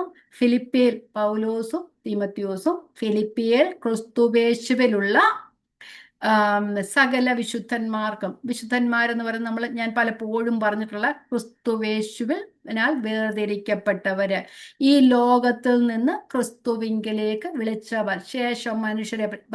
വിശുദ്ധം എന്നതിന്റെ ഓപ്പോസിറ്റ് എന്നാ? അശുദ്ധമാണോ? അല്ല, സാമാന്യം.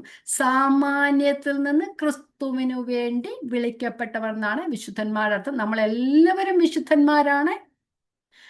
ചിലവരൊക്കെ വിശുദ്ധന്മാരെ ആരാധിക്കും, വിശുദ്ധന്മാരെന്ന് പ്രഖ്യാപിക്കുന്നതൊന്നുമല്ല. നമ്മളെല്ലാവരും വിശുദ്ധന്മാരാണ്, നമ്മളെല്ലാവരും സെയിൻസ് ആണ്. കാരണം ഈ ലോകത്തിൽ നിന്ന് നമ്മെ ക്രിസ്തുവിനു വേണ്ടി വേർതിരിക്കപ്പെട്ടവരാണ്. അപ്പം ഫിലിപ്പിയർ ക്രിസ്തുവേശുവിലുള്ള വിശുദ്ധന്മാർക്കും അധ്യക്ഷന്മാർക്കും ശുശ്രൂഷകന്മാർക്കും കൂടെ എഴുതുന്നത്. നമ്മൾ വേറെ ഏതെങ്കിലും ഒരു ലേഖനത്തിൽ ഇങ്ങനെ കണ്ടിട്ടുണ്ടോ? ഒരു ലേഖനത്തിലും കണ്ടിട്ടില്ല. ഫിലിപ്പിയ ലേഖനത്തിൽ മാത്രമേ ഉണ്ട്. സാധാരണ പൗലോസിന്റെ ശൈലിക്ക് വിപരീതമായി ഇവിടെ 3 കൂട്ടർക്കാണ്, വിശ്വാസികളും ക്രിസ്തുവേശുവിൽ വിശ്വസ്തരുമായവർക്കെന്നൊക്കെ നമ്മൾ എഫെസ്യ ലേഖനമൊക്കെ കാണുന്നുണ്ട്. കൊലോസ്യ ലേഖനത്തിൽ അതുപോലെ തന്നെ വിശുദ്ധീകരിക്കപ്പെട്ടവർ അങ്ങനെയൊക്കെ കാണുന്നുണ്ട്. പക്ഷെ ഇവിടെ വിശുദ്ധന്മാർക്കും അധ്യക്ഷന്മാർക്കും ശുശ്രൂഷകന്മാർക്കും കൂടെ എഴുതുന്നു. അധ്യക്ഷന്മാർ എന്ന് പറയുമ്പോൾ ദൈവസഭയിലെ മൂപ്പന്മാർ, പാസ്റ്റർ, അല്ലെങ്കിൽ ഓവർസിയേഴ്സ്, ബിഷപ്പ് എന്നൊക്കെ പറയും. എല്ലാം ഒന്ന് തന്നെയാണ്. പാസ്റ്റേഴ്സ്, ബിഷപ്സ്, ഓവർസിയേഴ്സ് ഇതെല്ലാം അധ്യക്ഷന്മാരാണ്. ദൈവത്തിന്റെ ആട്ടിൻകൂട്ടത്തെ നന്നായി മേയ്ക്കുന്നവരെ കുറിച്ച് നമ്മൾ പത്രോസ് ലേഖനത്തിൽ കാണാനും, ദൈവത്തിന്റെ ആട്ടിൻകൂട്ടത്തെ നന്നായി ഭരിക്കുന്നവരാണ് അധ്യക്ഷന്മാർ എന്നുള്ളത്. ഇനി ശുശ്രൂഷകന്മാർ, ഡീക്കൻസ് എന്ന് പറയും. സഭയുടെ സാമ്പത്തികവും ഭൗതികവും മറ്റു കാര്യങ്ങളിലൊക്കെ ഏർപ്പെടുന്നവര്, അവർ വിശ്വാസികളായ സഭയിൽ വിവിധ ശുശ്രൂഷകൾ ചെയ്യുന്നവരെയാണ്.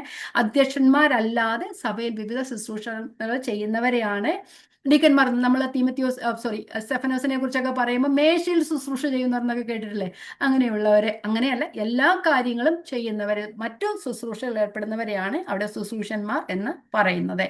ഇവിടെ ക്രിസ്തുവേശുവിന്റെ ദാസന്മാരായ പൗലോസും തീമത്യോസും ഫിലിപ്പിയർ ക്രിസ്തുവേശുവിലുള്ള സകല വിശുദ്ധന്മാർക്കും അധ്യക്ഷന്മാർക്കും ശുശ്രൂഷകന്മാർക്കും കൂടെ എഴുതുന്നു. നമ്മുടെ പിതാവായ ദൈവത്തിൽ നിന്നും കർത്താവായ യേശു ക്രിസ്തുവിൽ നിന്ന് കൃപയും സമാധാനവും ഉണ്ടാകട്ടെ. കൃപയും സമാധാനവും കഴിഞ്ഞ എഫെസ്യ ലേഖനം തുടങ്ങിയപ്പോഴൊക്കെ ഞാൻ വളരെ നല്ലോണം എക്സ്പ്ലെയിൻ ചെയ്തതായിരുന്നു. അതുകൊണ്ട് അങ്ങോട്ട് പോകുന്നില്ല. ജീവിതത്തിൻ്റെ എല്ലാ ആവശ്യങ്ങളിലും നമുക്ക് ആവശ്യമുള്ളതാണ് ദൈവത്തിൻ്റെ കൃപ എന്ന് പറയുന്നത്. പൗലോസിനെ കുറിച്ച് പറയുന്ന കൃപയുടെ അപ്പോസ്തലൻ എന്നൊക്കെ പറയാറുണ്ടല്ലേ? കൃപ, ദൈവത്തിൻ്റെ കൃപ അധികം അനുഭവിച്ച ആളാണ് പൗലോസ്. അതുകൊണ്ട് താൻ ഒരിക്കലും ദൈവത്തിൻ്റെ കൃപയെക്കുറിച്ച് എഴുതുവാനായിട്ട് മടിയില്ലാത്തതാണ്. ഞാനായിരിക്കുന്ന ദൈവത്തിൻ്റെ കൃപയാൽ അത്രയാകുന്നു. അപ്പം നമ്മുടെ ജീവിതത്തിന്റെ എല്ലാ അനുഭവങ്ങളിലും ആവശ്യമായ കൃപ. കാരണം അവർ കഷ്ടതയെന്ന കഠിന ശോധനയിലായിരിക്കുക, അവർക്ക് കഷ്ടങ്ങളിലൂടെയും പ്രയാസങ്ങളിലൂടെയും കടന്നു പോകുന്ന സഭ. അങ്ങനെ ദൈവത്തിന്റെ കൃപ അവർക്ക് ഉണ്ടാകട്ടെ എന്ന് പൗലോസ് അവരെ ആശംസിക്കുകയാണ് ചെയ്യുന്നത്. അപ്പം കൃപയില്ലാതെ നമുക്ക് നമ്മളുടെ ജീവിതത്തിൽ നോക്കിയാലും ദൈവത്തിന്റെ കൃപയില്ലാതെ നമുക്ക് ദൈവത്തിൽ നിലനിൽപ്പാനായിട്ട് കഴിയുകയില്ല, നമുക്ക് വളരുവാനായിട്ട് കഴിയുകയില്ല, നമുക്ക് ഒന്നും ദൈവികമായ ഒരു കാര്യം കാര്യങ്ങളും നമുക്ക് ചെയ്യുവാനായിട്ട് കഴിയത്തില്ല. നമ്മുടെ ജീവിതത്തിന്റെ വിശ്വാസ ജീവിതം സ്റ്റാർട്ട് ചെയ്യുന്നത് മുതൽ അവസാനിക്കുന്നത് വരെ ദൈവത്തിന്റെ വലിയൊരു കൃപ നമുക്ക് ആവശ്യമാണ്. നാം ദൈവത്തിന്റെ മക്കൾ ദൈവത്തിന്റെ കൃപയാൽ ചുറ്റപ്പെട്ടവരാണ്. ദൈവത്തിന്റെ മക്കൾ ദൈവത്തിന്റെ കൃപയാൽ ചുറ്റപ്പെട്ടവരാണ്, അല്ലേ? കൃപമേൽ കൃപ ലഭിച്ചിരിക്കുന്നു എന്ന് പറയുന്നത്, കൃപമേൽ കൃപ. പൗലോസ് തന്നെ 2 കൊരിന്ത്യർ 12-ാം അധ്യായത്തിൽ പറയുന്നുണ്ട്, തനിക്ക് ആ ഒരു വലിയൊരു ശൂലം, ജഡത്തിലൊരു ശൂലം ഉണ്ടായപ്പോൾ കർത്താവിനോട് 3 വട്ടവും നീങ്ങേണ്ടതിന് അപേക്ഷിച്ചു. അപ്പം കർത്താവ് പൗലോസിനോട് പറഞ്ഞ എന്താ?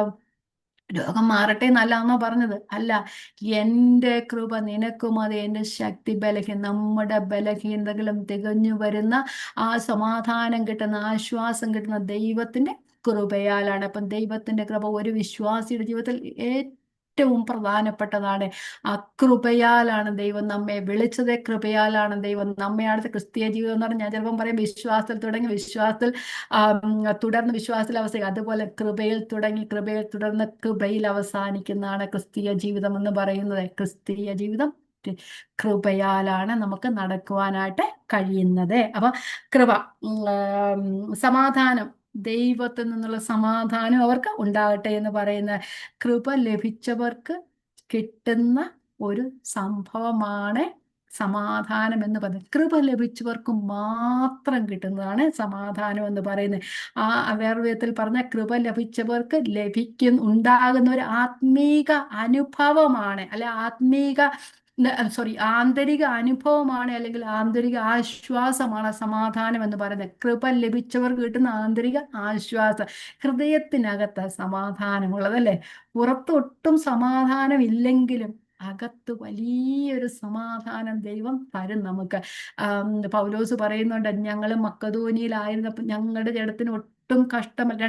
2-ാം ലേഖനത്തില് 4-ാം അധ്യായത്തിലാണെന്ന് തോന്നുന്നു, പൗലോസ് പറയുന്നുണ്ട്, ഞങ്ങള് മക്കദോനിയിൽ ചെന്ന ശേഷവും ഞങ്ങളുടെ ജഡത്തിന് ഒട്ടും സുഖമല്ല, കഷ്ടമത്രേ ഉണ്ടായത്. പുറത്ത് യുദ്ധം, അകത്ത് ഭയം. എങ്കിലും എളിയവരെ ആശ്വസിക്കുന്ന ദൈവം ഞങ്ങളെ ആശ്വസിപ്പിച്ചു എന്ന് പറയുന്നുണ്ട്. അവിടെ സമാധാനം കൊടുത്തു. കുറച്ചങ്ങോട്ട് കഴിയുമ്പോൾ പൗലോസ് പറയുന്നു, സമാധാനം എനിക്ക് കവിഞ്ഞിരിക്കുന്നു, സന്തോഷം എനിക്ക് കവിഞ്ഞിരിക്കുന്നു, ആശ്വാസം നിറഞ്ഞിരിക്കുന്നു എന്നൊക്കെ പറയുന്നത്. അത് വലിയൊരു സമാധാനം ദൈവം ഉള്ളിൽ നൽകുന്ന, കഷ്ടതയെന്ന ആ കഠിന ശോധന അല്ലെങ്കിൽ കഷ്ടതയുടെ അനുഭവത്തിലൂടെ കടന്നു പോകുമ്പോഴും ദൈവത്തിന്റെ സമാധാനം, എതിർപ്പുകളുടെയും പ്രശ്നങ്ങളുടെയും നടുവിലും സമാധാനത്തോടെ ഇരിപ്പാൻ കഴിയുന്ന ദൈവത്തിന്റെ കൃപ ലഭിച്ചവർക്ക് കിട്ടുന്ന. പുറത്തുള്ളവർ വിചാരിക്കും അവൾ പോയി എന്ന് പറയുന്നാലും അകത്ത് വലിയൊരു ദൈവീയ സകല അവളല്ലേ പറയുന്നത്, ഒന്നിനെ കുറിച്ചും ഫിലിപ്പിലേന്ന് പറയാം, ഒന്നിനെ കുറിച്ചും വിചാരപ്പെടരുത്, എല്ലാറ്റിനും പ്രാർത്ഥനയിലും അപേക്ഷയിലും നിങ്ങളുടെ ആവശ്യങ്ങൾ സ്തോത്രത്തോടെ ദൈവത്തോട് അറിയിക്കുകയാണ്. എന്നാൽ സകല ബുദ്ധിയെയും കവിയുന്നൊരു ദൈവസമാധാനം, ആ ഒരു ബുദ്ധിക്കും നമുക്ക് ബുദ്ധിയിൽ ആലോചിക്കാൻ കഴിയാത്തൊരു സമാധാനം. നമ്മൾ ചില കഷ്ടങ്ങളിലൂടെയും പ്രയാസങ്ങളിലൂടെയൊക്കെ കടന്നു പോയിട്ട് തിരിച്ചു വന്നു കഴിയുമ്പം, കർത്താവെ എങ്ങനെ സന്തോഷത്തോടെ ഇരുന്ന് സമാധാനത്തോടെ ഇരുന്നൊക്കെ ചിന്തിക്കത്തില്ലേ? ആ വലിയൊരു സമാധാനം ഈ ലോകത്തിൽ ഒന്നിനും തരുവാൻ കഴിയാത്തൊരു സമാധാനം ദൈവത്തിന്റെ മക്കൾക്ക് ദൈവത്തിന്റെ കൃപയാൽ ദാനമായി തരുന്നതാണ്. അപ്പം ദൈവത്തിന്റെ കൃപയാലാണ് നമുക്ക് സമാധാനം ലഭിക്കുന്നത്. അപ്പം ഇവിടെ പറയുന്നു, പിതാവായ ദൈവത്തിൽ നിന്നും കർത്താവായ യേശുക്രിസ്തുവിന്റെ കൃപയും സമാധാനവും ഉണ്ട്. അപ്പൊ കൃപയുടെയും സമാധാനത്തിന്റെ ഉറവിടമാരാ? ദൈവവും, പിതാവായ ദൈവവും കർത്താവായ യേശുക്രിസ്തു. മനുഷ്യരുടെ കൃപയല്ല, ദൈവത്തിന്റെ, പൗലോസിന്റെ കൃപയൊന്നും അല്ല ഇത്, ദൈവത്തിന്റെ കൃപ. നമ്മുടെ പിതാവായ ദൈവത്തിൽ നിന്നും കർത്താവായ യേശുക്രിസ്തുവിന്റെ കൃപയും സമാധാനമുണ്ട്. അപ്പൊ കൃപയുടെയും സമാധാനത്തിന്റെയും ഉറവിടം പിതാവായ ദൈവവും കർത്താവായ യേശു ക്രിസ്തുവുമാണ്. നമുക്ക് ദൈവത്തിന്റെ കൃപയാൽ, ക്രിസ്തുവിനാൽ ഈ ലോകത്തിലേക്ക് ഈ ദൈവത്തിന്റെ രാജ്യത്തിലേക്ക് ആകുവാനായിട്ട് ഇടയായി തീർന്നു. കൃപയാൽ ദൈവം നമ്മെ നടത്തുന്നു. കൃപ ലഭിച്ചവർക്ക് സമാധാനമുണ്ട്. ഫിലിപ്പിയ സഭ കഷ്ടതയിലിരിക്കുന്നവരോട് പറയാ, പിതാവായ ദൈവത്തിൽ നിന്നും കർത്താവായ യേശു ക്രിസ്തുവിനും കൃപയും സമാധാനവും ഉണ്ടായിട്ട്. നമുക്ക് ഇവിടെ വെച്ച് നമുക്ക് ഈ ക്ലാസ് അവസാനിപ്പിക്കാം. ദൈവം നമ്മെ എല്ലാവരെയും അനുഗ്രഹിക്കട്ടെ. എല്ലാവരും വായിച്ചുകൊണ്ട് പോരണം. ദൈവം നമ്മെ എല്ലാവരെയും അനുഗ്രഹിക്കട്ടെ. ദൈവത്തിന്റെ നാമം വാഴ്ത്തപ്പെടുമാറാകട്ടെ. ദൈവത്തിന്